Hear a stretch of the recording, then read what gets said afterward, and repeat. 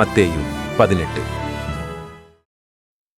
அவ்வேளையிலே சீஷர்கள் இயேசுவினிடத்தில் வந்து, பரலோக ராஜ்யத்தில் எவன் பெரியவனாயிருப்பான் என்று கேட்டார்கள்.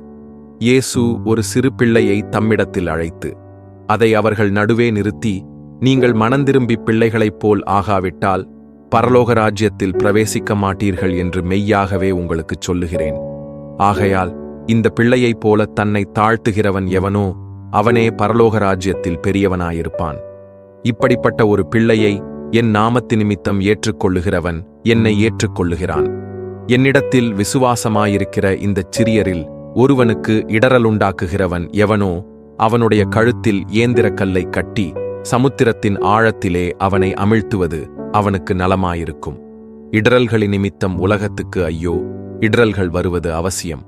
ஆனாலும் எந்த மனுஷனால் இடறல் வருகிறதோ அவனுக்கு ஐயோ. உன் கையாவது உன் காலாவது உனக்கு இடறலுண்டாக்கினால் அதை தரித்து எறிந்து போடு. நீ 2 கையுடையவனாய் அல்லது 2 காலுடையவனாய் நித்திய அக்கினியிலே தள்ளப்படுவதை பார்க்கிலும் சப்பாணியாய் அல்லது ஊனனாய் நித்திய ஜீவனுக்குள் பிரவேசிப்பது உனக்கு நலமாயிருக்கும். உன் கண் உனக்கு இடறலுண்டாக்கினால் அதை பிடுங்கி எறிந்து போடு. 2 கண்ணுள்ளவனாய் எரிநரகத்தில் தள்ளப்படுவதை பார்க்கிலும் ஒற்றை கண்ணனாய் ஜீவனுக்குள் பிரவேசிப்பது உனக்கு நலமாயிருக்கும். இந்தச் சிறியரில் ஒருவனையும் அற்பமாய் எண்ணாதபடிக்கு எச்சரிக்கையாயிருங்கள். அவர்களுக்குரிய தேவ தூதர்கள் பரலோகத்திலே என் பரமபிதாவின் சமூகத்தை எப்பொழுதும் தரிசிக்கிறார்கள் என்று உங்களுக்குச் சொல்லுகிறேன். மனுஷகுமாரன் கெட்டுப்போனதை ரட்சிக்க வந்தார்.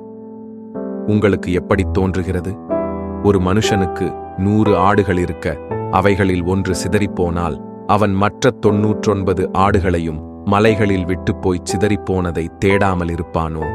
அவன் அதை கண்டுபிடித்தால் சிதறிப்போகாத 99 ஆடுகளை குறித்து சந்தோஷப்படுகிறதை பார்க்கிலும் அதை குறித்து அதிகமாய் சந்தோஷப்படுவான் என்று மெய்யாகவே உங்களுக்குச் சொல்லுகிறேன். இவ்விதமாக இந்தச் சிறியரில் ஒருவனாகிலும் கெட்டுப்போவது பரலோகத்தில் இருக்கிற உங்கள் பிதாவின் சித்தமல்ல. உன் சகோதரன் உனக்கு விரோதமாக குற்றஞ்செய்தால் அவனிடத்தில் நீ போய் நீயும் அவனும் தனித்திருக்கையில் அவன் குற்றத்தை அவனுக்கு உணர்த்து அவன் உனக்குச் செவி கொடுத்தால் உன் சகோதரனை ஆதாயப்படுத்திக் கொண்டாய். அவன் செவிகொடாமற் போனால் 2-3 சாட்சிகளுடைய வாக்கினாலே சங்கதிகளெல்லாம் நிலைவரப்படும்படி 2 உன்னுடனே கூட்டிக் கொண்டு போ. அவர்களுக்கும் அவன் செவிகொடாமற் போனால் அதை சபைக்குத் தெரியப்படுத்து. சபைக்கும் செவிகொடாதிருப்பானானால் அவன் உனக்கு அஞ்ஞானியைப் போலவும் ஆயக்காரனைப் போலவும் இருப்பானாக. பூலோகத்திலே நீங்கள் எவைகளைக் கட்டுவீர்களோ அவைகள் பரலோகத்திலும் கட்டப்பட்டிருக்கும். பூலோகத்திலே நீங்கள் எவைகளைக் கட்டவிழ்ப்பீர்களோ அவைகள் பரலோகத்திலும் கட்டவிழ்க்கப்படும் என்று மெய்யாகவே உங்களுக்குச் சொல்லுகிறேன். அல்லாமலும் உங்களில் 2 பேர் தாங்கள் வேண்டிக் கொள்ளப் போகிற எந்த காரியத்தை குறித்தாகிலும் பூமியிலே ஒருமனப்பட்டிருந்தால் பரலோகத்தில் இருக்கிற என் பிதாவினால் அது அவர்களுக்கு உண்டாகும் என்று உங்களுக்குச் சொல்லுகிறேன். ஏனெனில் 2 பேராவது 3 பேராவது என் நாமத்தினாலே எங்கே கூடியிருக்கிறார்களோ அங்கே அவர்கள் நடுவிலே இருக்கிறேன் என்றார். அப்பொழுது பேதுரு அவரிடத்தில் வந்து, ஆண்டவரே, என் சகோதரன் எனக்கு விரோதமாய் குற்றஞ்செய்து வந்தால் நான் எத்தனை தரம் மன்னிக்க வேண்டும்? 7 தரம் மட்டுமோ என்று கேட்டான். அதற்கு இயேசு, 7 தரம் மாத்திரமல்ல 770 தரம் மட்டும் என்று உனக்குச் சொல்லுகிறேன்.